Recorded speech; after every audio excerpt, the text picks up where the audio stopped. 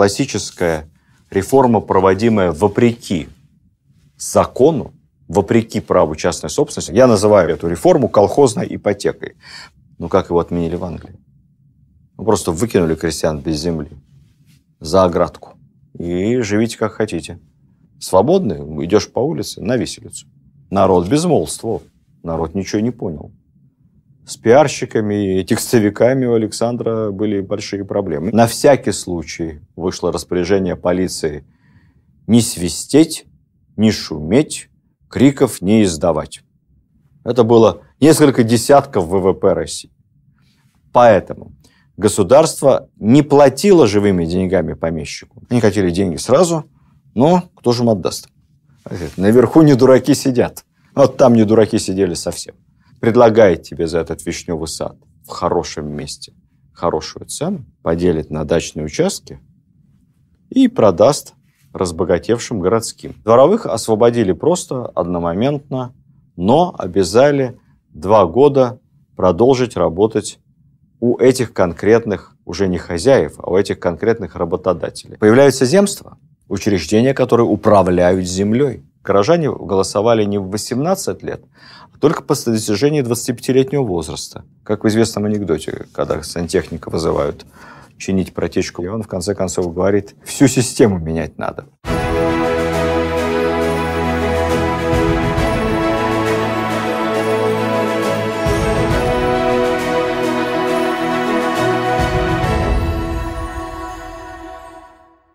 Добрый день, дорогие друзья, любители русской истории, наши телезрители, подписчики, радиослушатели, все те, кто следит за циклом рассказов из русской истории XIX века. Сегодняшняя наша встреча – продолжение предыдущего первого рассказа об эпохе царствования Александра II. Мы закончили на том, как проходила военная реформа, одна из самых удачных и главных реформ царствования, как менялась структура армии, как менялось вооружение, как вековая рекрутская повинность заменялась всеобщей воинской обязанностью. И я вам рассказывал о военной форме, о системе военного образования, которая очень активно развивалась при Александре II. И вот об этом молодом человеке, одетом в шинель Воронежского Михайловского кадетского корпуса с башлыком. Данное это из верблюжьей шерсти, прикрепленный шарф-капюшон. Тогда это было модно и довольно удобно в холодную погоду. В дополнение к фуражке. А вот рядом появился еще один маленький мундирчик. Это тот же самый Воронежский, Михайловский, но уже прошла реформа. И теперь это называется Михайловская Воронежская военная гимназия. Увеличилось количество гражданских дисциплин. Это более классическое гражданское образование. Выпускник этой гимназии легко поступит в любой университет и найдет себе место не только в военной, но и гражданской службе. Черненький преобразовался мундир, стал более строгим. Называли его почему-то мундиром казачьего образца. Казачьи войска в реформенную пору Александра II обрели новое качество, стали более регулярными, а на территории стало больше самоуправления. Лихо воевали казаки турецкую войну, в Средней Азии вместе со Скобелевым. Есть такая интересная история. Как-то один из казачьих полков проходил смотр военный в Петербурге. И, кстати, отправлялся прямо на войну. Это было общепринято в те времена. И смотр принимал сам государь-император Александр II. И как-то так они лихо горцевали, что Александр, повернувшись к кому-то из командиров, сказал: какие молодцы все-таки наши казаки. На войну весело, как на свадьбу идут. Фразу эту подхватили, творчески переработали, и с той поры у этих казачьих частей официальным военным гимном, с которой они шли на любой парад и на любую войну, стал свадебный марш Мендельсона. Главная казачья мелодия. Давайте с войной покончим и поговорим о гражданских реформах Александра II, которые воистину перевернули всю нашу страну. В прошлой лекции я рассказывал вам о команде либеральных бюрократов, во главе которых стояли замечательные, умнейшие реформаторы. Брат младший Александра II, великий князь Константин Николаевич, глава морского ведомства. Его с молодых ногтей отец Николай I готовил к карьере морского офицера. Он отвечал за флот, за перевооружение, реструктуризацию флота. Очень много сделал для его развития. У него хорошие учителя были. Одним из любимых был Федор Литке, наш замечательный путешественник, адмирал, устроитель флота, капитан, выросший на палубе корабля. Один из основателей Русского географического общества, был комендантом Кронштадта во время Крымской войны и устроил такую хитрую систему минных полей вокруг Кронштадта, что как ни пыталась английская эскадра прорваться к Петербургу мимо нашего морского бастиона, не смогла. Это было бы для нее самоубийством. Издалека показывалось, и, находясь в Петергофе, государь-император мог в подзорную трубу наблюдать английские корабли, но приблизиться к берегу они не могли. Я похвастаюсь. Российское военно-историческое общество вместе с РГО установило в Кронштадте на месте службы его симпатичный памятник Литке и животные, вы не поверите, тюлени, белые медведи. Потому что он был выдающимся полярным исследователем, и эти животные им описывались. Среди его задач было и воспитание будущего морского министра Константина Николаевича. Мы говорили о тете Александра Елене Павловне. Рассказать об этом человеке нужно обязательно, потому что мы сегодня будем говорить о главном достижении эпохи Александра – отмене крепостного права и земельной реформе. Это человек очень интересный и необычный, некто Ростовцев. Тот, кто последовательно следит за нашим лекционным курсом, кто слушал серию рассказов о декабристах, вспомнит эту фамилию – Ростовцев. Это тот самый молодой подпоручик гвардии, который накануне 14 декабря восстания на Сенатской площади 1825 года явился в Зимний дворец государю-императору Николаю I и рассказал ему о грядущем военном мятеже. При этом он не назвал ни одного декабриста, сказав, что это бесчестно, он связан честным словом и выдать своих товарищей поименно не может. Но поскольку он принципиально против кровопролития, поскольку он принципиально считает, что надо не воевать, а как-то договариваться, поскольку он честно, это вообще невероятно, но он предупредил декабристов о том, что он пойдет и выдаст их царю, пообещал, что не назовет имен, но сказал: про ваше выступление я все расскажу. Декабристы не народовольцы, они его отпустили. Люди чести, они его не задушили где-то там на лестнице, как поступили бы нечаевцы. Николай I сам любил выглядеть рыцарем, как его папа. И такое рыцарское отношение подпоручика его приятно удивило. Он никак его не наказал. Более того, Ростовцев делал нормальную военную карьеру и к моменту смерти Николая в Крымской войне был генералом, или даже, по-моему, генерал-лейтенантом русской армии. Но настоящий взлет начался, когда пришел к власти Александр. Он был знаком с Ростовцевым, очень хорошо к нему относился, считал его замечательным военным администратором, организованным человеком и поручил ему готовить крестьянскую реформу. Ростовцев подошел к этому крайне серьезно.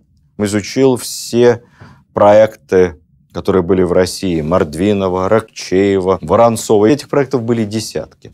Он проанализировал, как работали все секретные комитеты. Он отпросился в командировку за границу, поскольку в целом ряде государств, особенно германских, крепостное право отменили не так давно, или оно еще существовало, но только в несколько иных формах зависимости.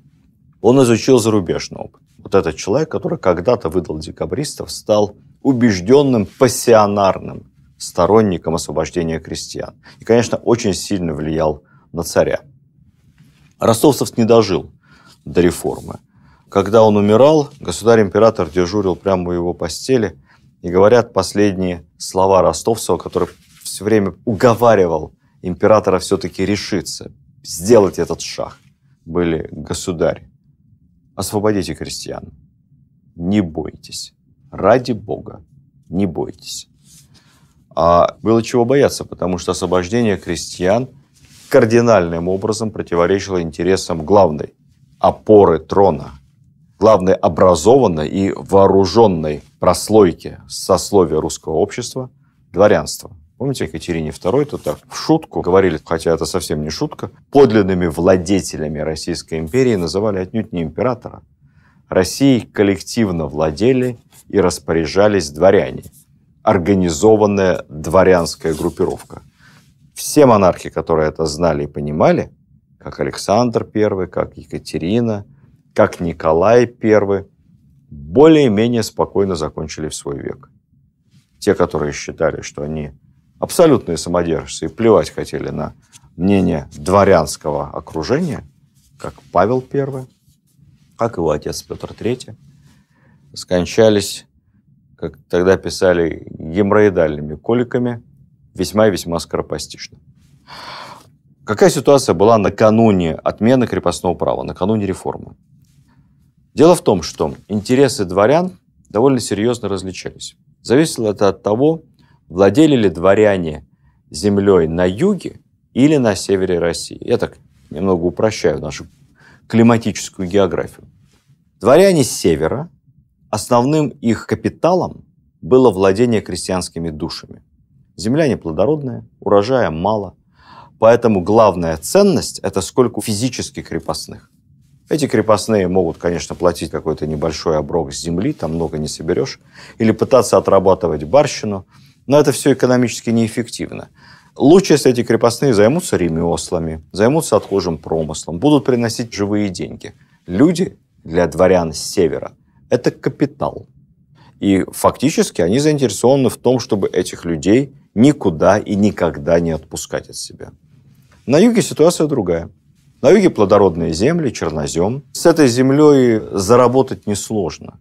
Ее можно в любой момент сдать кому-нибудь в аренду, получить с нее большой оброк. Поэтому будут крестьяне обрабатывать эту землю собственные. Или будут это делать арендаторы. Это не суть важно. Суть важно, чтобы сохранить у себя всю землю. Потому что капитал – это земля. Это не то, что на севере. Поэтому были принципиально разные предложения от разных дворянских собраний, от разных регионов, как проводить освобождение крестьян, если вообще его проводить. Отпускать самих крестьян или не отпускать? Или их отпускать за большой выкуп? Ну, как-то так отпустишь крестьян на севере просто так. Нищета, что ты потом с этой землей будешь делать? Да никто у тебя ее не возьмет. Или возьмут за такие копейки, собственный дом не сможешь отапливать. На юге главное сохранить землю. Капитал – это земля. Был еще третий фактор, такой личный фактор определенного неудобства. Была ведь категория дворовых крестьян. Их немало, их примерно 5-6% от общего числа крепостных. Это крестьяне, которые находятся у господ в личном услужении. У них вообще нет земли, у них зачастую и дома своего никакого нет. Они живут в усадьбе, либо в квартире вместе с господами, в маленькой комнатке хозяйской где-нибудь, в каморке. Это няни, Карина Родионовна. Это слуги, горничные, водители, ну, то бишь кучер, конюхи.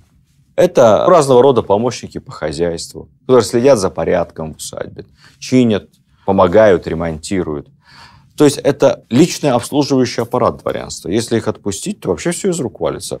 Это же не современная высокотехнологичная квартира или дом на газовом отоплении. Тут без истопника-то и замерзнешь. Что делать с ними, тоже непонятно. Это большая ценность. Хороший дворовой, опытный печник, мастер, я уже не говорю про конюха, или опытную няню, которая умеет работать с маленькими детьми, младенцами, да он на вес золота.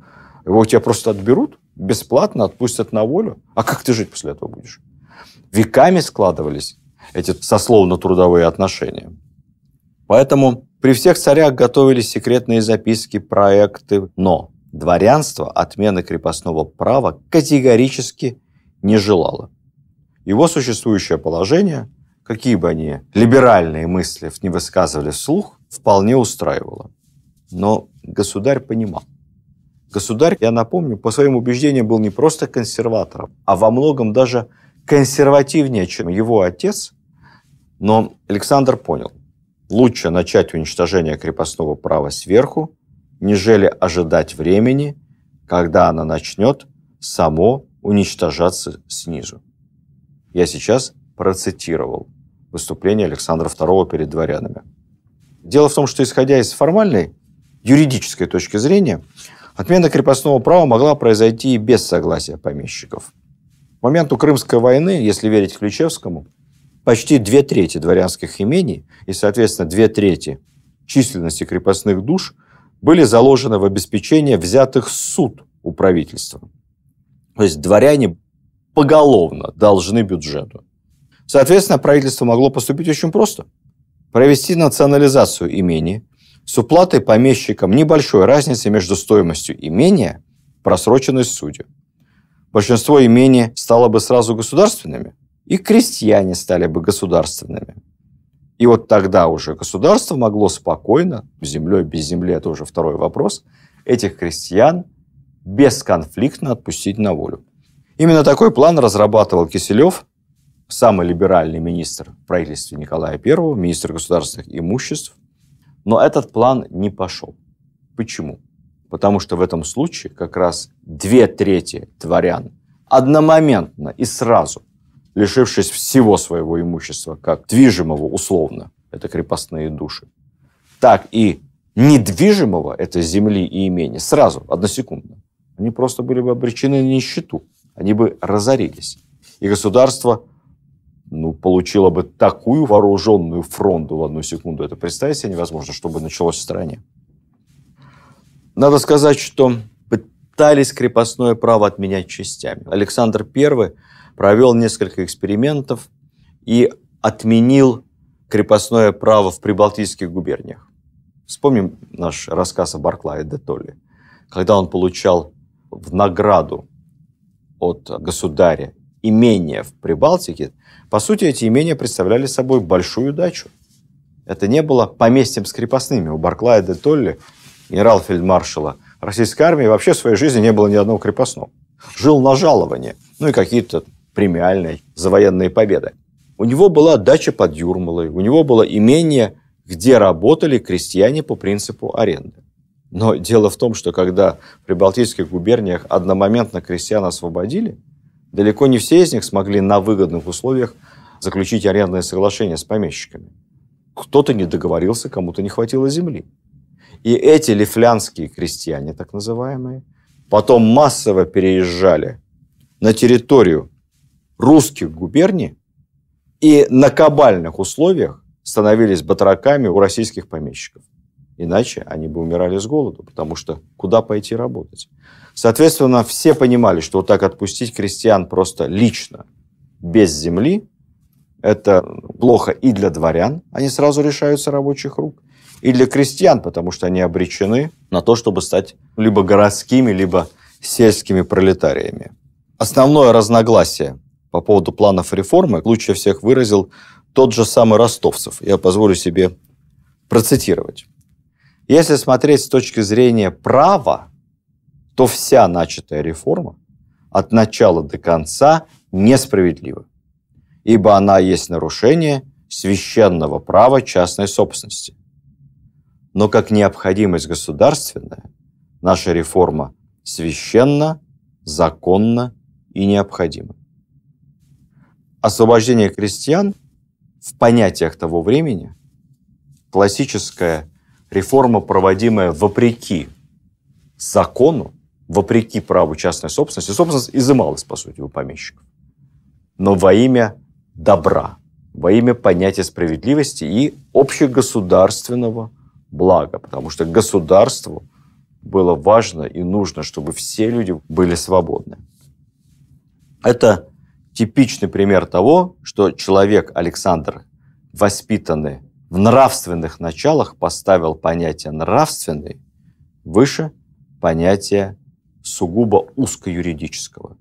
То, что справедливо, то, что есть добро, важнее того, что законно, того, что соответствует бумажкам. Добро важнее бумажек.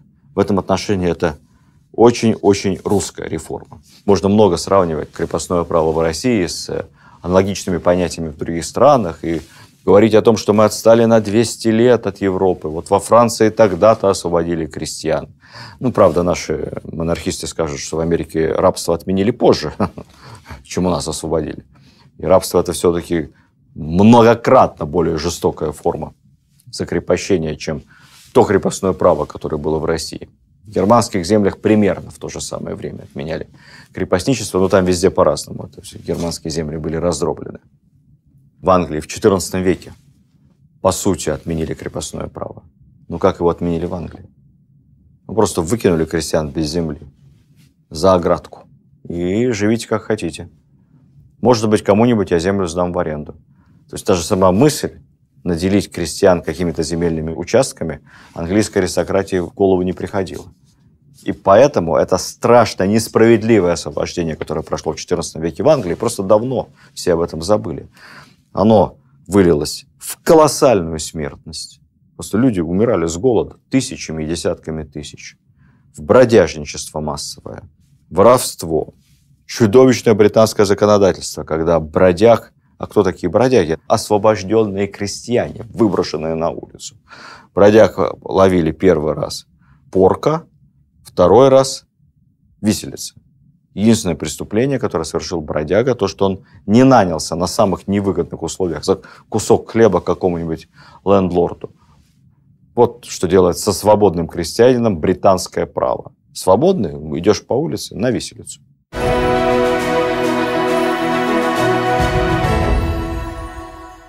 Я немного упрощу саму технологию рассказ о реформе отмены крепостного права, потому что это настолько сложная тема, там так много нюансов, тем более эта реформа осуществлялась в разных регионах России совершенно по-разному.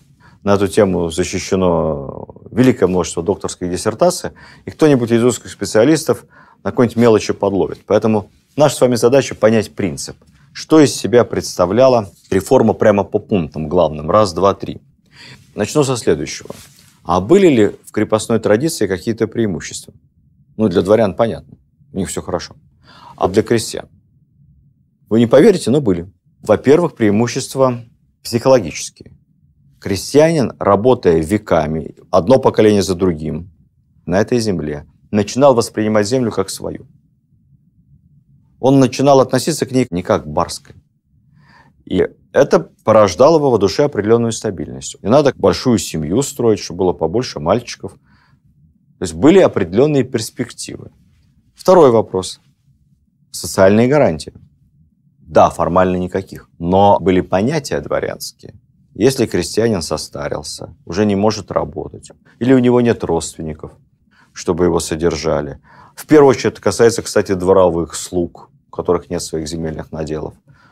Пожизненное содержание кормить, одевать, обеспечивать каким-то теплым углом – это уже обязанность барина. То есть, можно сказать, конечно, убогое, по нашим понятиям, смехотворно, но по тем временам некая уверенность в завтрашнем дне. Это не рабство. Ну и, наконец, если крестьянин предприимчивый, если он уходит на заработки, если он строит какое-то свое маленькое производство, мастерскую, все наши Мамонтовы, Рябушинские, Третьяковы, это ведь не дворянский капитал. Когда-то были их предки крестьянами, которые первые деньги зарабатывали, еще оставаясь крепостными, договариваясь с барином, ну, по сути, об откате. Ты меня, барин, отпусти, я тебе не с этой деревни буду рубль в год давать, а 50 рублей в год. Приду и заплачу, не переживай. Если такие доверительные отношения устанавливались с предприимчивыми крестьянами, то крестьянин мог добиться успеха экономического, имея небольшое конкурентное преимущество. Крестьянин не платил налоги, ведь налог за него платил барин, фиксированную подушную подать. А сам крестьянин никаких налогов не платит вообще. То есть некоторые плюсы в крепостном праве все же были. Ну, уже не говоря о нравственных вопросах, что барин добрый должен о крестьяне заботиться, что они все православные, что они вместе в церкви, относятся друг к другу по-человечески. Это, конечно, теория вопроса, ибо на каждого доброго барина находился свой Троекуров, а на каждого Троекурова могла найтись еще, не дай бог, какая-нибудь Салтычиха. Еще один вопрос – крестьянская неподсудность. Крестьянин мог где-то оступиться, где-то нарушить закон. Отпустил его барин в город, он что-то там украл. И капитан-исправник приедет с этим крестьянином к барину и скажет: вот, ворует. Барин говорит: да, безобразие. Ну, там что он украл, я сейчас вам отдам, компенсирую. А крестьянина давайте ко мне, я сам его накажу. За исключением определенного ряда государственных преступлений суд над крестьянином осуществлял барин сам. Помните, из-за чего поссорился старик Дубровский с Троекуровым? Они же друзьями были, не разлей вода. Даром, что Дубровский бедный, а Троекуров богатый. Поссорились из-за того, что Дубровский хотел наказать кого-то из крепостных Троекурова за невежливый разговор. Тот ему нахамил каким-то образом. Ну, в общем, хотел его наказать. А Троекуров говорит: нет, это мой крепостной, я сам с ним разберусь, не трогай. Это было искоркой в ссоре. определенные преимущества у несвободного крестьянина были. Поэтому их тоже надо было учитывать при проведении реформы. Итак, как это проходило? Все было в обстановке строжайшей секретности, никто ничего не знал, все засекречено. Утром того самого дня возле манежа в Петербурге Александр II лично вышел, предварительно собралась толпа, было объявлено, что будет какое-то важное заявление, и лично прочитал манифест об освобождении крестьянства и начале реформы. Народ безмолвствовал, народ ничего не понял. С пиарщиками и текстовиками у Александра были большие проблемы. И не только у Александра, тогда мало кто понимал, как надо разговаривать с простым народом. Помните, как народовольцы? Чернышевский писал листовки тогда, к крестьянам обращался. Звучало оно примерно так. «Добрым крестьянам и обывателям от их доброжелателей поклон». Добрые обыватели ничего не понимали, какие доброжелатели, читали эти листовки. А Чернышевский думал, да, и народовольцы, что крестьяне вот таким языком друг с другом разговаривают. И когда пришедшие из города экс-студенты начинали рассказывать про то, что реформа плохая, царь плохой, крестьянам тоже, может быть, что-то не нравилось, но эти студенты им не нравились еще больше со своим городским косноязычием, поэтому они их бодро вязали и сдавали ближайшему околоточному. В царском манифесте была такая же проблема. Люди не поняли, народ безмолвствовал. На всякий случай вышло распоряжение полиции не свистеть, не шуметь, криков не издавать. Но один какой-то наиболее продвинутый горожанин, по-моему, дворник питерский, не мог сдержать себя, видимо, мало что поняв, но при виде государя-императора от счастья, несмотря на предупреждение, начал громко кричать «Ура! Ура! Ура!», за что был полицейскими пойман и выпорот. Лучше бы молчал. Постепенно, по ходу того, как разбирались в тексте, народ, конечно, понимал, что произошло эпохальное событие. Царь уже тогда получил неформальное наименование освободителя. Выступления крестьян были немного. Советские учебники драматизировали это. Где-то это было связано с тем, что просто крестьяне не понимали сути предложенной реформы, полагали, что вся земля их, начинали ее как-то там делить. Помещик обращался в полицию, полиция крестьян разгоняла, были некоторые стычки. Но в общем и целом все прошло гораздо спокойнее, чем в Соединенных Штатах. Война севера и юга началась не из-за освобождения чернокожих, но такое резко, неудачно проведенное освобождение сильно усугубило конфликт между севером и югом. Поэтому можно сказать, что Александр II оказался в государственном плане мудрее, опытнее, чем Авраам Линкольн. Кратко о сути реформы. Кого освобождали? Освобождение получили все категории крестьянства зависимого, а именно помещичьи, их было примерно половина от общего числа, государственные и еще удельные крестьяне. Удельные крестьяне – это те, которые были прикреплены к земле собственности императорской фамилии. Это несколько процентов от общего числа. Чья после этого объявляла собственность на землю. Формально помещики на всю принадлежавшую им землю сохранили собственность. Их так успокоили. Но на самом деле они обязаны были передать крестьянам, не индивидуально, а общине крестьянской, существенную часть земли в постоянное пользование. За пользование этой землей крестьяне, входившие в общину, должны были платить помещикам оброк, то бишь аренду, или отрабатывать барщину, если у них денег не было. Или они полагали, что барщина это выгоднее. Вот эти крестьяне, которые временно работали на земле, уже переданной общине, но не ставшей еще собственностью общины, назывались временно обязанными. Какую роль в этой сделке играло государство? Многоплановую. Во-первых, оно сразу зафиксировало стоимость земли. Ту стоимость переданной общине помещичьей земли, которую потом община будет долго в рассрочку выкупать. Государство старалось эту стоимость занизить, чтобы выкуп был не слишком дорогим. Ну, естественно, дворянские лоббисты, наоборот, это все завышали.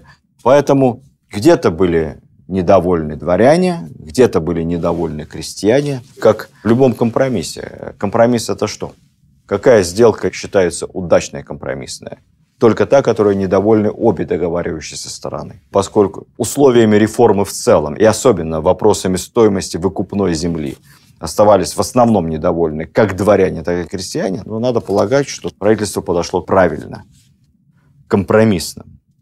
Второе. Государство выступало гарантом по сделке и говорило: мы гарантируем дворянству, что за всю землю рано или поздно вы получите деньги, и мы гарантируем крестьянству, вас никто не кинет, этот земельный участок навсегда останется в собственности крестьянской общины, ничего не поменяется, никогда помещик обратно у вас эту землю никак не отберет. Это было очень важно. Третье, самое главное. А на какие деньги будет крестьянин выкупать ту землю? Он денег в руках не держит. Практически натуральное хозяйство. Ну, кроме узкого слоя крестьян-предпринимателей.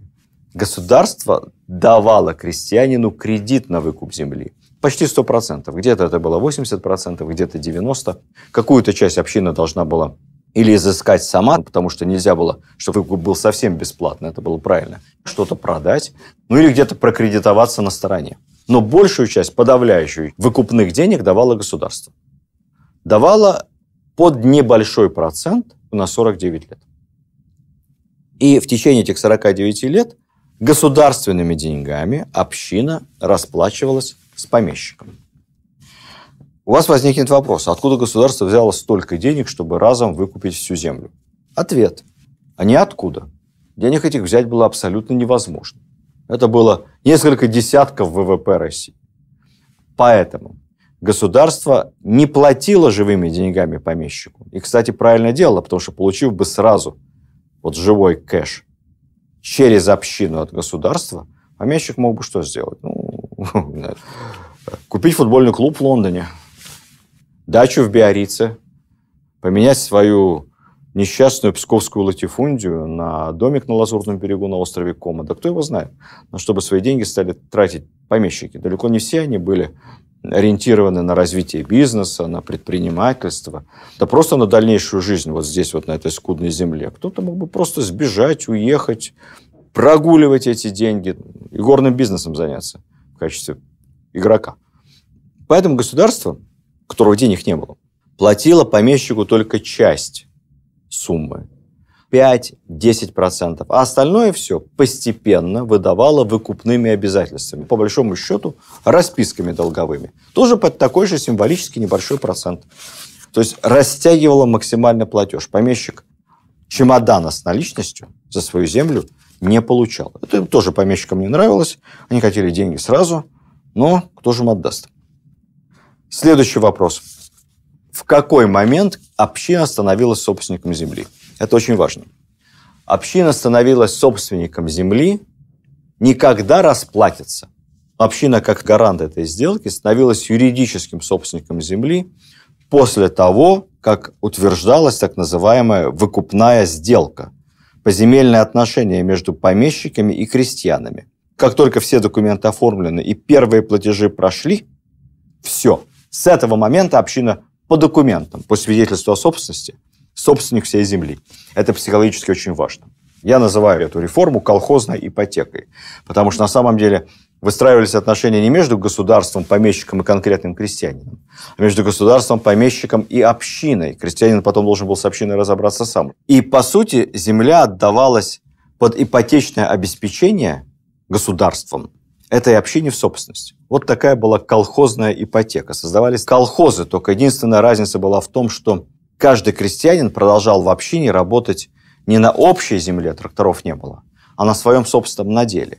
Более того, поскольку наделы разного качества, ну где-то на холме светлое место, хороший урожай, а где-то общинная земля в болоте, то время от времени еще эти наделы менялись местами, перерезались, или же они сразу нарезались на такие полоски, чтобы каждому достался свой кусочек хорошей земли, и каждый был вынужден как-то мириться со своим кусочком неплодородной земли. Это была сложная система, но это была коллективная собственность. Только потом, когда государство будет сокращать выкупные платежи, а, по-моему, в 1907 году уже, по итогам Первой русской мятежной революции, вообще спишет все долги и отдаст всю неоплаченную землю общине окончательно, отменит эти выкупные платежи. Вот только после этого, с началом Столыпинской реформы, индивидуальный крестьянин сможет расторгнуть свои договорные отношения с общиной, выделиться, индивидуально продать свою землю и переехать куда-то, заняться своим фермерским хозяйством на новых землях, выйти из общины. Ну, либо выйти из общины и заняться фермерством на этой земле, если тебе этой земли хватает. Вопрос. Что значит хватает земли? Сколько земли получал крестьянин по итогам реформы? Ну, во-первых, количество земли было везде разное. Не черноземье где-то в степях. Или, наоборот, на севере побольше, а там, где земля плодородная, Воронежская область, Малороссия, Новороссия, там, естественно, поменьше. Но в среднем это 6 десятин земли на одного человека мужского пола. Это не на семью, это именно на душу мужского пола. Десятина чуть больше гектара. Поэтому земли было немало. И первое время земли хватало, и урожая хватало. После реформы, за 20 лет правления Александра II, экспорт хлеба, одна цифра у нас есть точная, из России вырос в 3 раза. На фоне такого резкого роста морального и материального благосостояния наиболее работящих крестьян начало резко расти население. И дальше наделы начали дробиться. Уже земли не хватает, уже действительно малоземелье не сразу после реформы, а через 10-20 лет. И эти крестьяне уходят в город, становятся самыми бедными рабочими, нанимаются на фабрике. Эти крестьяне формируют будущий пролетариат, двигатель Октябрьской революции. Поэтому проблемы с перенаселением возникли не сразу после реформы, а спустя несколько десятилетий. Уже Витте и Столыпин пытались решать эти проблемы. Решать их можно было 2 путями. Повышение производительности труда, чтобы та же самая земля приносила больше урожая, или чтобы было больше земли, это осваивать целину, и это переселять крестьян на свободные земли куда-то за Урал, в Южную Сибирь, север современного Казахстана. Это то, что начал, но не успел сделать Петр Столыпин.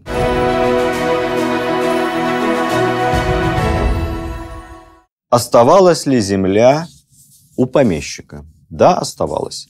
Он не обязан был по закону отдать общине всю землю. В разных регионах по-разному. Где-то помещик оставал себе половину земли. В принципе, делать ему было с ней нечего, поэтому в основном он тоже сдавал ее в аренду. Где-то меньшая часть, 30% земли. Но если у помещика есть деньги, он может позволить себе иметь на этой земле вишневый сад, гулять. Понятно, что на вишневом саде ты ничего не заработаешь. Скорее всего, это предприятие убыточное. Все очень красиво, но много вишни не наторгуешь. Поэтому вишневый сад есть, а денег он не приносит. Наоборот, надо за ним ухаживать. И когда к тебе приходит предприниматель, скорее всего, из бывших крестьян, и предлагает тебе за этот вишневый сад в хорошем месте хорошую цену, потому что потом убыточный бизнес ликвидируют, вишенки все эти вырубят, поделит на дачные участки и продаст разбогатевшим городским интеллигенции под дачи. Тогда от этой лишней земли разными способами дворянство начинало избавляться. Следующий вопрос. Что было с теми самыми дворовыми, которых было довольно много, 5-6% от общего числа крестьян? У них-то земли нет. И отпустить их одномоментно тоже нельзя, потому что тогда у дворян просто все развалится. Надо же как-то дом топить, убирать в усадьбе, детей куда-то пристроить малолетних, если няня уходит. Поэтому дворовых освободили просто одномоментно, но обязали 2 года продолжить работать у этих конкретных, уже не хозяев, а у этих конкретных работодателей. Вот как они договорятся? Договаривались обычно по-простому, за еду, кров и какое-то небольшое жалование. Жалование здесь в данном случае уже приходилось платить, потому что иначе дворовой, получив документы о своей личной свободе, в общем-то, мог и убежать. Поэтому началась оплата слуг, домработниц и дворников. Вопрос. А что было с крестьянами государственными и удельными? В принципе, то же самое, что и с крестьянами помещичьими. Они получили личную свободу, они получили, это очень важно, все гражданские права, равные любому подданному империи, а землю они либо продолжали арендовать у государства, либо по модели помещичьих крестьян, получив суду, могли ее у государства выкупить. Преимущество государственных удельных крестьян было в том, что государство не старалось на этом заработать. Расценки на государственную землю были гораздо ниже, чем на землю помещичью. Как реформа проходила на окраинах Российской империи, за великоросскими территориями? По-разному проходила. В основном там условия реформы были для крестьян хуже. Например, на Кавказе, в Закавказье, в Бессарабии помещиков не обязывали отдавать часть земли крестьянам за выкуп. В основном крестьян освобождали там без земли. Примерно такая же ситуация была и в Польше. Наполеон освободил всех, когда пришел. В Италии, в Германии. Все формы крепостной зависимости он ликвидировал. Он и в той части Польши, которая не входила в состав Российской империи, когда он отвоевал эти земли у Пруссии и у Австрии, тоже крестьян всех освободил декретом. Только освободил он их без земли. Крестьяне дохли как мухи и шли, опять же, в найм батрачить на помещиков. И только после крестьянской реформы у нас они получили, наконец-то, свои земельные наделы и смогли хоть как-то жить далее по-человечески. Это была не настоящая свобода. Много пиара, мало заботы о людях. Еще один вопрос интересный. Выиграло ли что-то от этого само государство? Или оно оказалось в долгах, как в шелках? Выиграло. И много выиграло. На самом деле правительство Александра II, наверху не дураки сидят. Вот там не дураки сидели совсем. Казалось бы, государство дает деньги в долг крестьянам, крестьяне этими долговыми расписками рассчитываются с помещиками, происходит такой кругооборот долговых обязательств, и прямого дохода государству нет, только колоссальная головная боль, стресс социальный и всеобщее недовольство. Нет, не совсем так. Мы ведь не забыли, что по разным оценкам до 2/3 имений и земель вместе с душами уже заложено в долг государству. Значит, таким образом, государство, расплачиваясь как бы сквозь общину за землю и условно души с помещиком, долги помещика вычитает. Это то, что называется в бухгалтерии схлопнуть взаимные обязательства.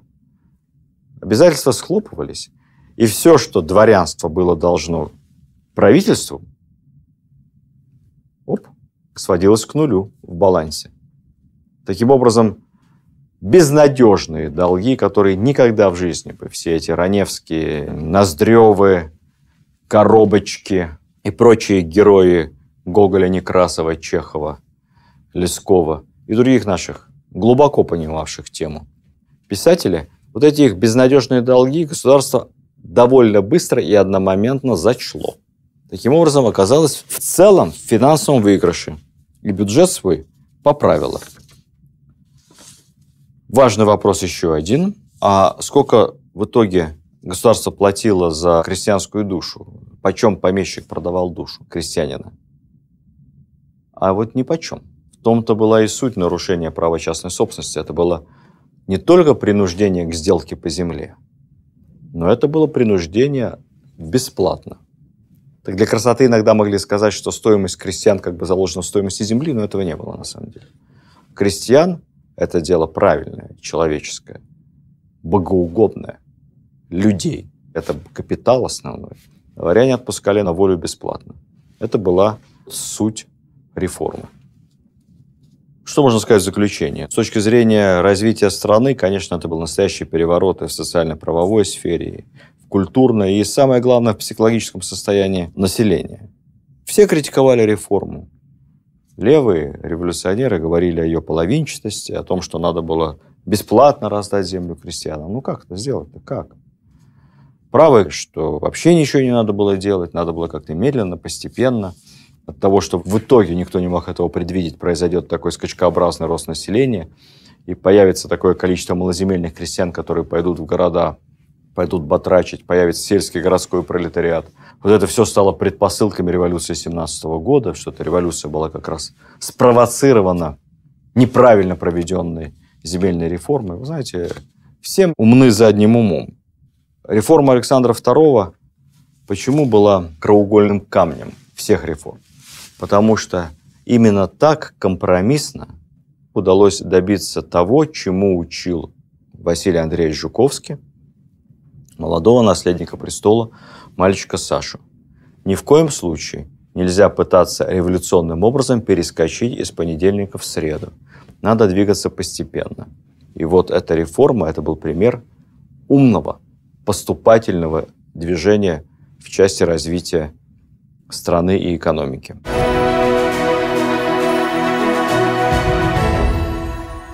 Дорогие друзья, я заболтался в первой части нашей беседы. Покаюсь, я все время забалтываюсь, когда говорю о людях, которые мне симпатичны, которые положили свою жизнь на то, чтобы сделать лучше не только жизнь себя и семьи, но и веренного им народа, страны и государства.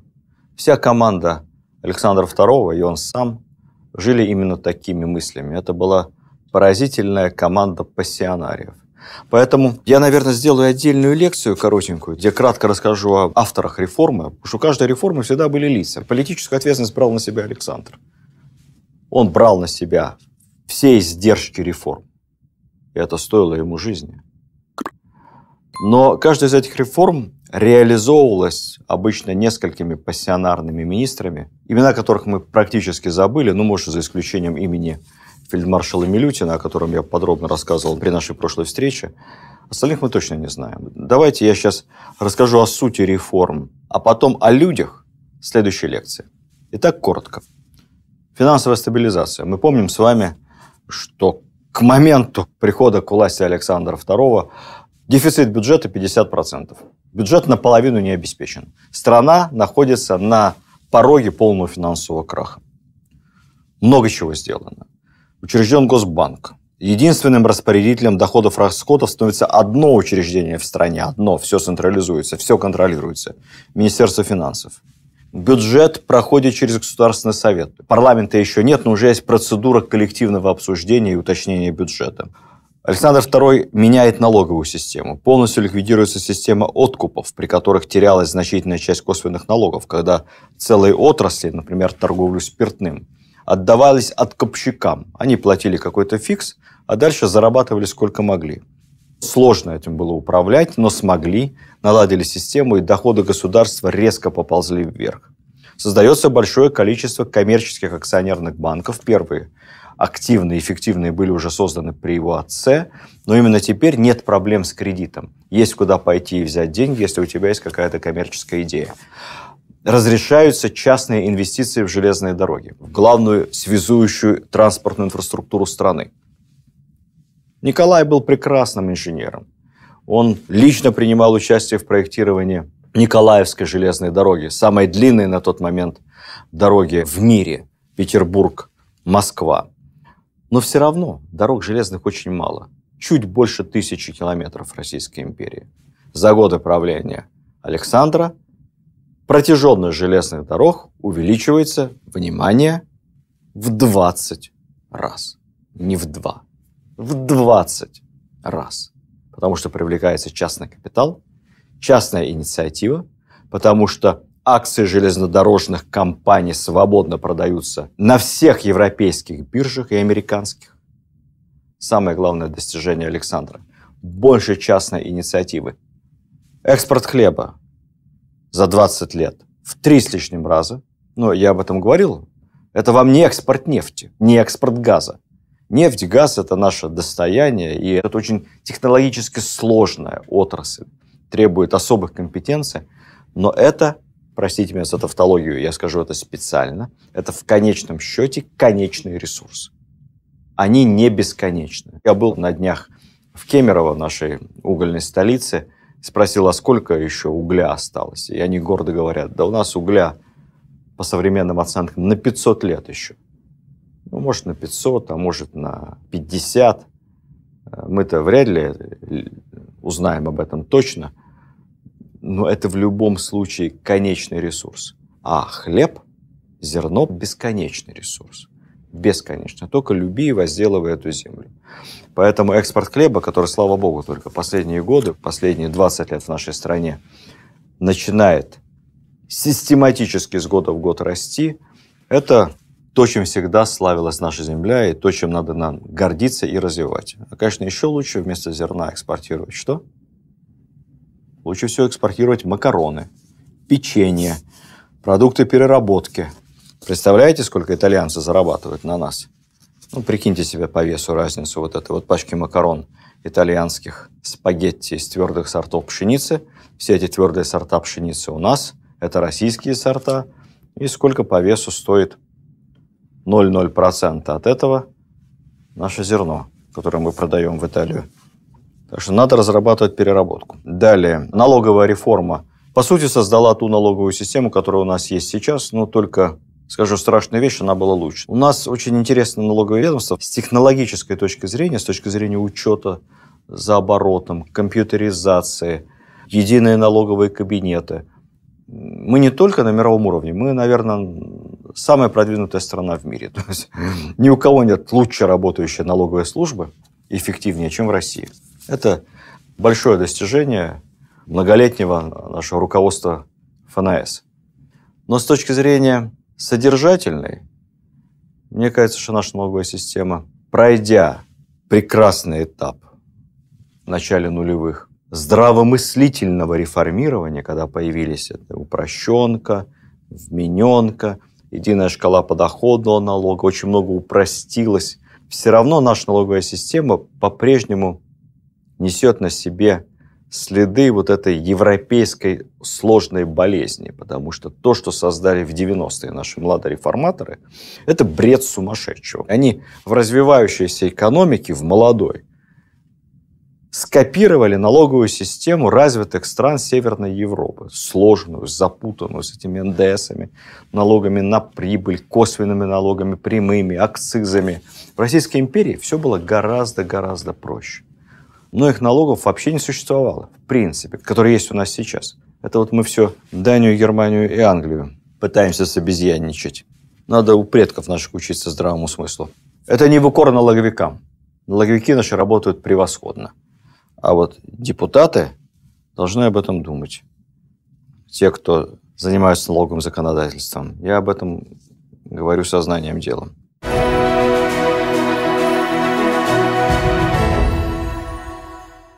Следующая реформа в области просвещения и цензуры. Ну, с цензурой просто. Предварительная цензура большинства изданий отменялась.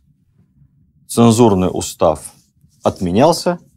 Органы цензуры резко сокращались. Это еще не была свобода прессы, но это был огромный шаг в направлении свободы слова.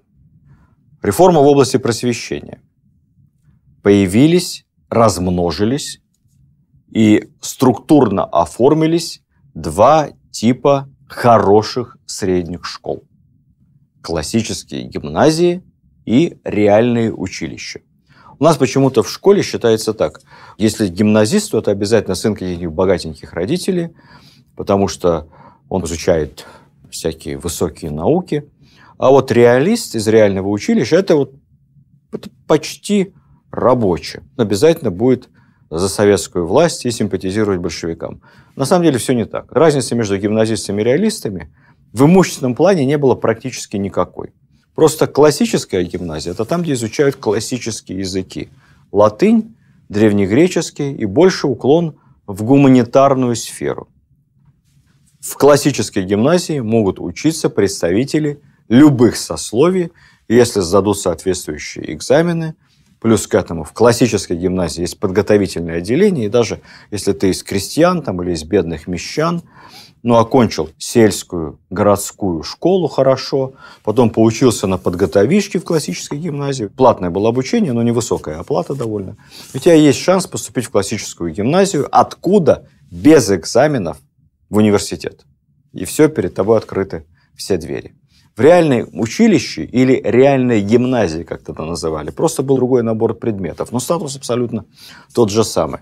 Там нет латыни древнегреческого, но там больше физики, математики, химии. И предполагается, что после реальной гимназии ты поступишь в Бауманку. Именно при Александре II ремесленное московское училище, основанное его отцом, преобразуется в высший на правах университета технический колледж, будущий имени Баумана. в Питерский технологический институт. Вообще многие училища узкоспециализированные при Александре преобразуются в отраслевые технические вузы, куда принимали выпускников этих самых реальных гимназий или реальных училищ. Что касается начального образования, здесь просто скачкообразный рост, потому что разные источники финансирования. Есть государственные школы по ведомству Минпроса, но появляется огромное количество земских школ, которые финансируются земствами. Больше внимания уделяется финансированию церковно-приходских школ. И таким образом в целом в школах учится уже каждый третий ребенок, включая бывших крепостных крестьян. Это невиданная для Российской империи цифра. В 1869 году вводится новая должность, очень статусная и важная – инспектор народных училищ. Этот человек осуществляет надзор за всей учебно-воспитательной программой школ и занимается подбором и аттестацией учителей. Мы все с вами знаем фамилию самого известного в стране сегодня инспектора народных училищ той поры. Это инспектор Симбирской губернии, звали его Илья Николаевич Ульянов, отец Ленина. Илья Николаевич Ульянов, кто побывает в Ульяновске, а можете просто по интернету посмотреть, там есть виртуальная экскурсия. Там сохранился дом в центре Ульяновска, городской, двор большой, где жила большая семья инспектора народных училищ. Он был дворянином, то есть он дослужился до потомственного дворянства и передачи дворянства по наследству, поэтому, соответственно, и Александр Ульянов, и Владимир Ульянов, и все остальные были дворянами. Должность эта была статусной, ибо по табели о рангах приравнивалась к генеральской в военном ведомстве. Жалование было нормальное. Судя по дому и судя по тому, что у всех Ульяновых была прислуга и помощники по хозяйству, денег хватало на большую семью. Массовыми становятся женские гимназии. При Александре II женское среднее образование, которого раньше вообще массового в империи не было, были только отдельные элитные учреждения, как Смольный институт, например, просто становится обычным делом. Большую роль в этом сыграла супруга императора Мария. У нас вообще две Марии было, две немки. Мария Александровна, жена Александра II, и его бабушка Мария Федоровна, супруга Павла, стояли у истоков всего благотворительного движения, также у истоков женского образования. И многочисленные мариинские гимназии, они все финансировались, так и называлось, по ведомству императрицы Марии. Это отдельное учреждение было в империи, и императрица занималась развитием женских мариинских гимназий, мариинских благотворительных обществ, мариинских каких-то учреждений. Мариинский театр – это тоже в честь императрицы Марии. Мариинская больница в Петербурге. Нам есть за что этих замечательных женщин благодарить. Не говоря уже о том, что супруга нашего героя Александра II была еще прирожденным педагогом. Она вокруг себя собрала кружок энтузиастов, талантливых учителей. Фамилию одного из них наверняка вы знаете. Этот год, 2023, это год педагога и наставника в нашей стране. Исторически главным педагогом и наставником, в этом году даже юбилей его отмечается, это Ушинский. Ушинский пользовался личным покровительством Марии Александровны. Она очень его ценила, защищала, помогала всячески, продвигала его методику. У меня дома есть несколько репринтных учебников, а также учебников Ушинского уже в современной орфографии для школ того времени.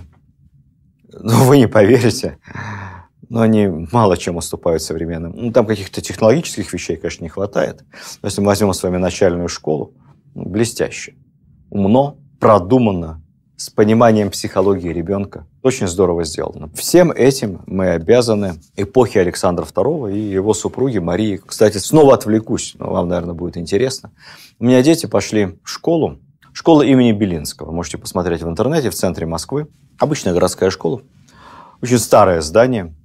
Школа имеет глубокие традиции и ведет свою историю от Мариинской женской гимназии, которая там находилась. Я бродил по коридорам на первом этаже, смотрю школьные стенгазеты. Обычная женская гимназия. В ней работал преподаватель музыки, учил игре на фортепиано. сольфеджио, пению, наверное. Звали его Сергей Рахманинов. Я задумался представить себе в Вене, например. Там, по легендам, в этом месте один раз пил кофе молодой музыкант Вольфганг Амадей Моцарт. Там и площадь Моцарта, и кафе Моцарт, естественно. И 15 Моцарт-штрассе вокруг. И 40 туристических агентов водят там экскурсии. И, конечно, фирменные десерты Моцарт. Вот так они правильно относятся к промотированию собственной истории. А у нас, подумаешь, Сергей Рахманинов. Несколько лет работал учителем музыки. Хватит из стенгазеты. Много чего у нас еще в пропаганде нашей истории недоделанного. Но вот мы с вами как раз этим занимаемся. Не просто просвещением, а продвижением нашей с вами любимой истории.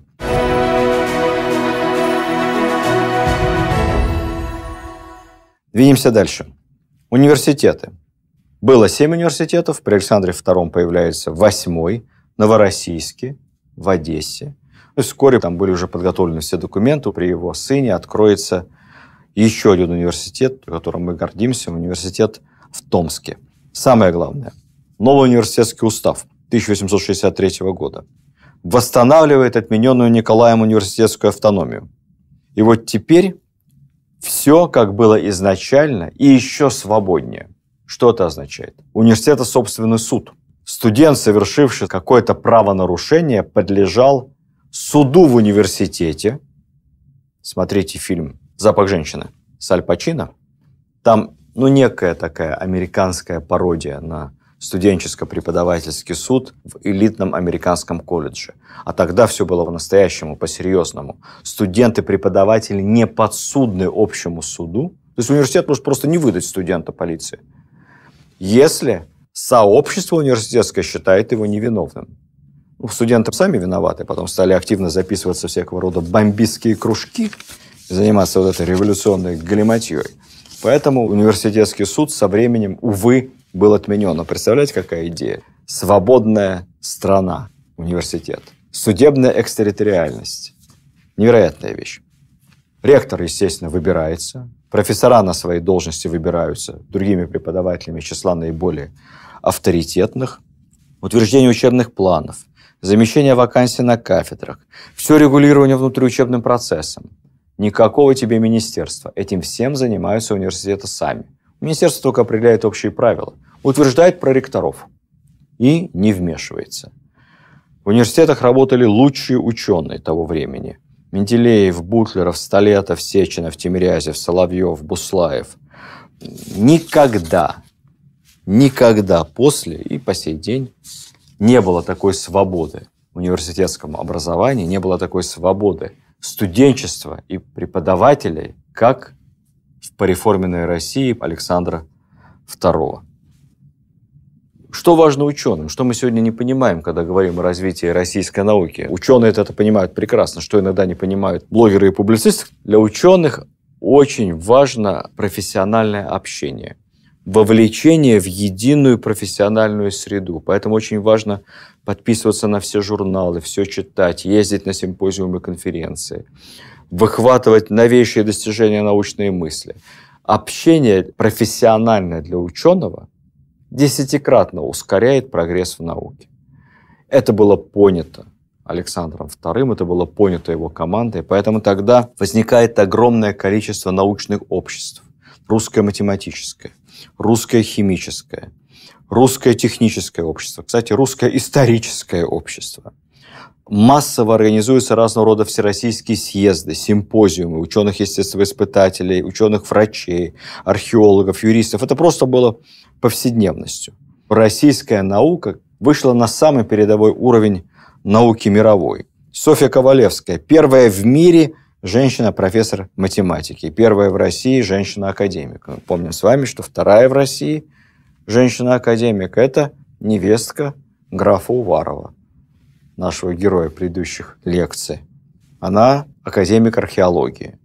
Работы Столетова, Лебедева, Яблочкова, Ладыгина, Можайского, Жуковского, Циолковского, Менделеева, Сеченова, Мечникова, Павлова экспедиция, организованная РГО, врачебная школа Пирогова-Склифосовского, великие историки школы Ключевского, Соловьева, Костомарова.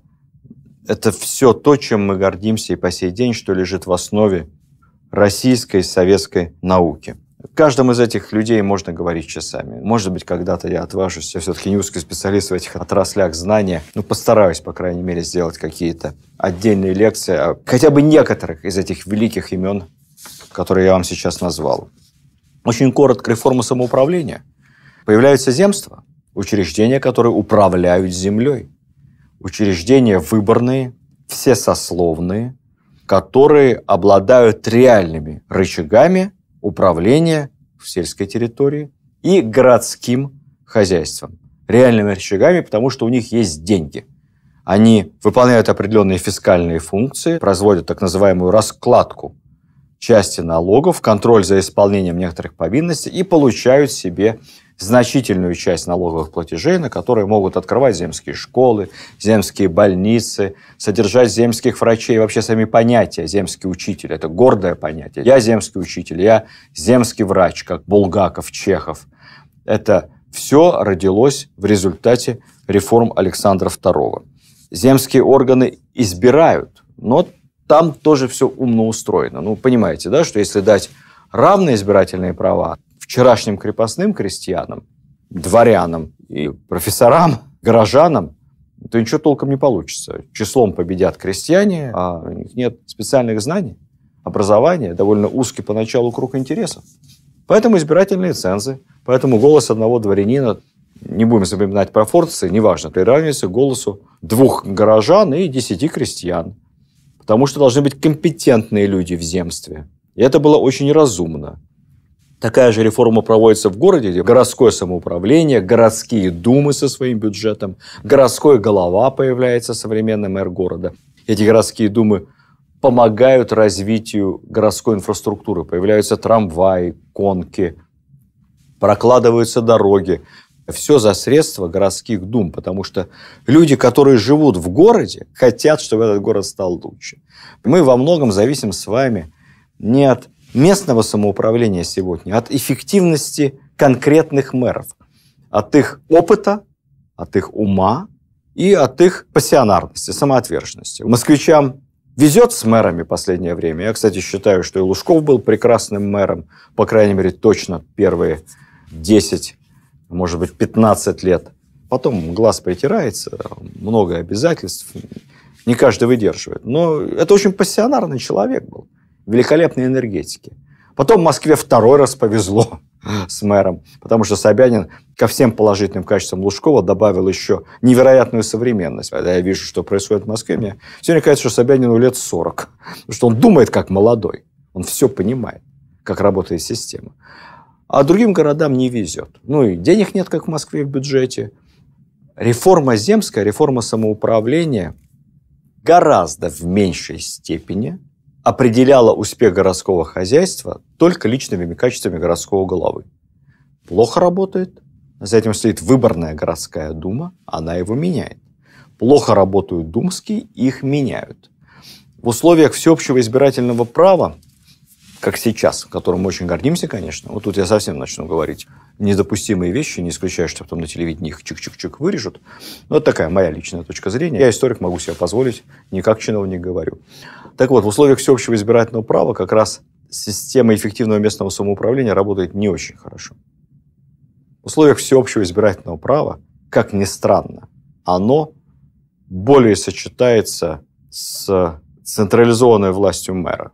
Потому что когда один голос бездельника, бомжа, оболтуса и пьяницы приравнен голосу академика, крупного работодателя, эффективного предпринимателя, опытного военного, врача, учителя, человека ответственного, когда голос 18-летнего юнца, мало чего понимающего в жизни, приравнен один к одному голосу многодетного отца или многодетной матери, много чего знающего, уж точно желающего добра своим детям, думающего о будущем, такая система не работает эффективно.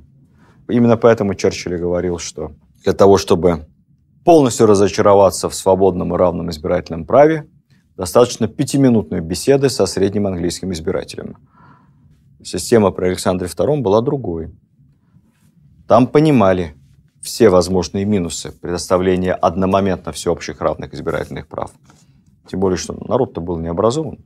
Поэтому была целая группа цензов. Более жесткие возрастные цензы. Например, горожане голосовали не в 18 лет, а только после достижения 25-летнего возраста. То есть момента, когда они либо уже получили образование, либо отслужили в армии, уже что-то понимают, чего-то добились. Очень существенные были имущественные цензы. В Москве, например, при большом населении, где Мосгордума реально много чего решала, избирательным правом обладало лишь несколько процентов населения поначалу. Потому что если ты не собственник, если у тебя нет своего дома, жилья, квартиры, своего дела, ты пока что еще не ответственный гражданин. Станешь ответственным, получишь право голосовать и быть избранным. А пока учись, работай, хотя бы в армии послужи.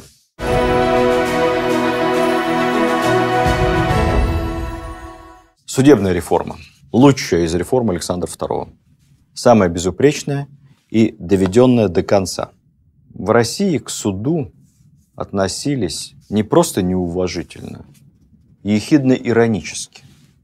Нашу систему правосудия прямо на страницах газет называли кривосудием. Вспомним Гоголя. Классическое отношение к судье. В России система судебных учреждений была разветвленная, запутанная. Судопроизводство было закрытым, тайным, сопровождалось чудовищной бумажной волокитой. При рассмотрении дел, естественно, всегда полный приоритет имело обвинение. Защитников не было. Николай I человек системный и, как мы понимаем с вами, очень-очень сильно не глупый. Все это понимал и как мог пытался эту систему хоть как-то благообразить. Он кодифицировал законодательство с помощью Спиранского. Появился единый перечень законов. Этого до Николая не было. Были введены многочисленные жесткие регламенты к единообразию судебных документов. Например, полиция задерживает пьяного. И дальше она была обязана его четко классифицировать по специально разработанной шкале. Бесчувственный пьяный, растерзанный пьяный, не знаю какой, дикий, буйно пьяный, просто пьяный, веселый, почти трезвый, жаждущий опохмелиться.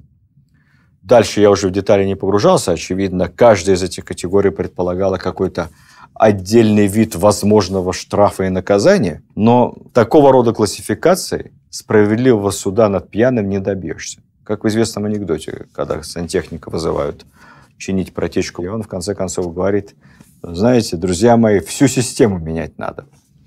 Александр понял, к его чести, и команда Александра сумела убедить, а я в 10-й раз повторю, что лучшим его качеством было умение слушать и менять свое мнение, услышав аргументы. Он понял, что в судебном деле, конечно, если добиваться настоящей справедливости, надо менять систему. Разработчики реформы получили фактически карт-бланш. Цель была сформулирована императором кратко. Нам нужен суд скорый, правый, милостивый и равный для всех моих подданных. Суть реформы кратко. 2 уровня суда, мировые и окружные. Мировые суды рассматривают гражданские тяжбы, долги, кто кому там что-то не отдает, семейные споры, мелкие уголовные суда, воровство. Мировые судьи, невозможно поверить себе сегодня, мировые судьи избираются самими гражданами на определенный срок. Мировыми судьями обязательно должны быть люди юридически опытные, с высшим образованием и высоким имущественным цензом. Например, на сельской территории он должен иметь участок не менее 400 гектаров собственности. А если в городе, то стоимость недвижимости – это примерно в маленьком городе стоимость дома, а в большом городе, в столичном, стоимость хорошей элитной квартиры. Мировой судья должен быть экономически честным, не заинтересованным в каких-то там мелких подачках. Это выборный судья. Мы вот сейчас восторгаемся, там говорим, в Америке выборный шериф. Выборный шериф – это начальник полицейского участка. У нас судьи были выборными мировые. И вот точно они глаза в глаза могли своим гражданам посмотреть, а как ты судишь? Как? как ты выносишь приговор. Крупные государственные дела лежали окружные суды. Окружные судьи назначались правительством. В высшей кассационной инстанции, одной, без всякой личной запутанности, становился Сенат. Помните, все императоры не знали, к чему прислонить Сенат. Орган большой, важный, люди там опытные. Никто не знал, чем их озадачить, чтобы они были все время заняты. Александр решил кардинальный вопрос. Сенат, который со времен Петра чем только не занимался. И сенаторы всегда были максимально заслуженными людьми, но всегда без дела. Сенат стал одновременно верховным, арбитражным и кассационным судом. Сенаторы со своими помощниками были загружены по полной программе, и уж подкупить сенатора – это дело совсем безнадежное. Появились присяжные заседатели. Присяжные выносили вердикт о виновности. Если голоса присяжных разделились поровну, дело решалось в пользу подсудимого. Появился в России новый институт адвокатуры. Русские адвокаты той эпохи – это великие ораторы, великие законники и вообще невероятно популярные фигуры. Все молодые люди, которые хотели учиться на адвокатов, потому что адвокат – это модно, доходно, престижно, он вообще властитель дум. Поэтому адвокатом хочет стать мальчик Володя Ульянов, Ленин, адвокатом хочет стать мальчик Керенский, Саша и многие другие. Судебная реформа была настолько образцовой, что Соединенные Штаты направили к нам специальную сенатскую комиссию по судебным делам, которая на протяжении длительного времени изучала успешный российский опыт проведения судебной реформы. И современная вся американская судебная система, которой по праву, признаемся, по праву гордятся американцы, выстроена по прямому образцу русской судебной системы Александра II.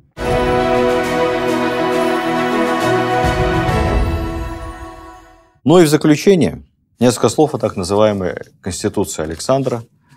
Здесь придется развеять некоторые мифы. Были ли конституционные проекты? Готов ли был Александр поделиться властью?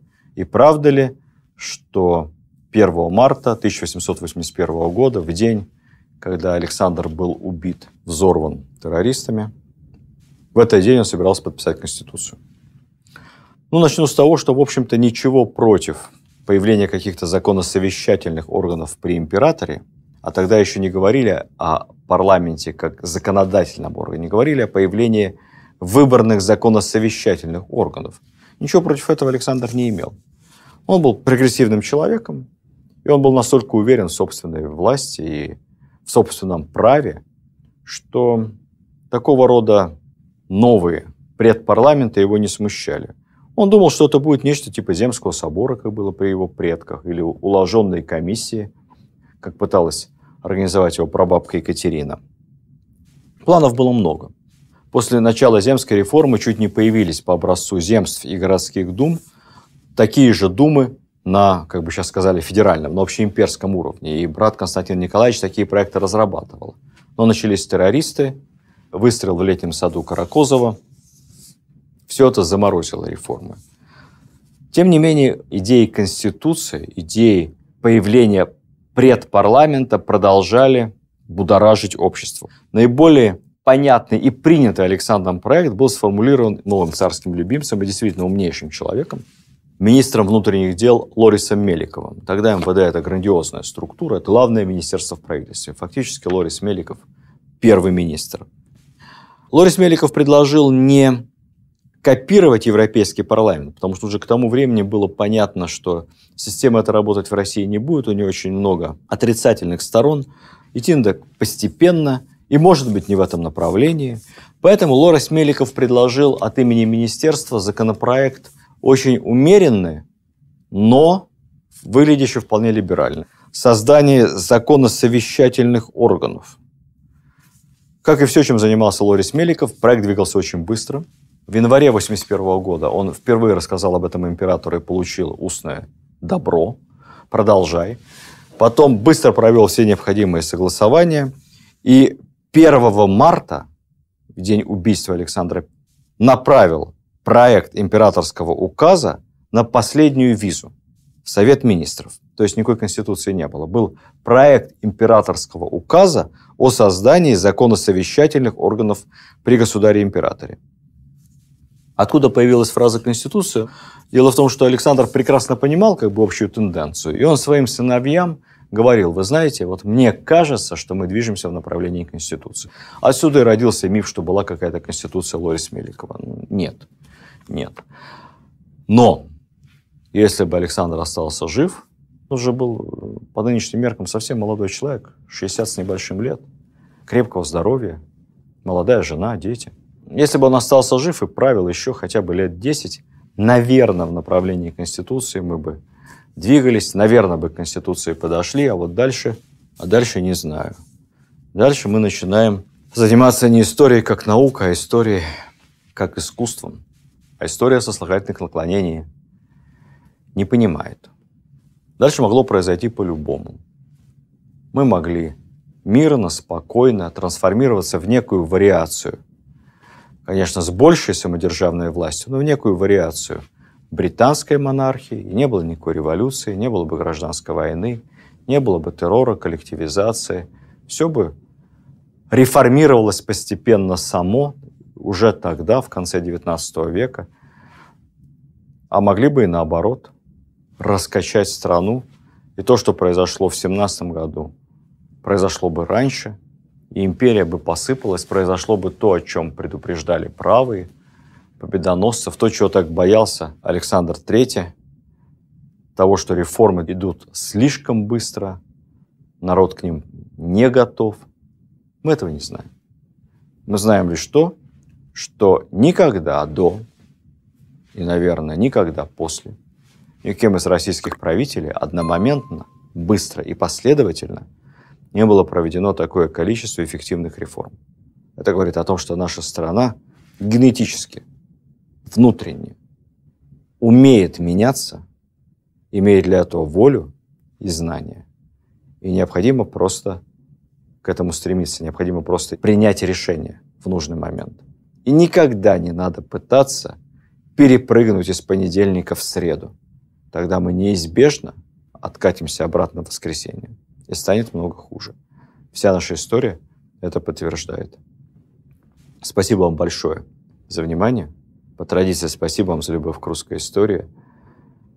На следующей, заключительной лекции мы поговорим о выдающейся внешней и военной политике Александра II.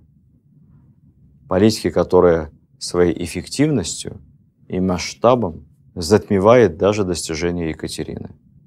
Есть чему учиться. И в этой части тоже. Спасибо. До встречи через неделю. Всего доброго. 1 апреля 2023 года исполнилось 150 лет со дня рождения русского композитора Сергея Рахманинова. В 2014 году Министерством культуры России открыт новый комплекс Московской филармонии. Главный концертный зал комплекса назван именем Рахманинова.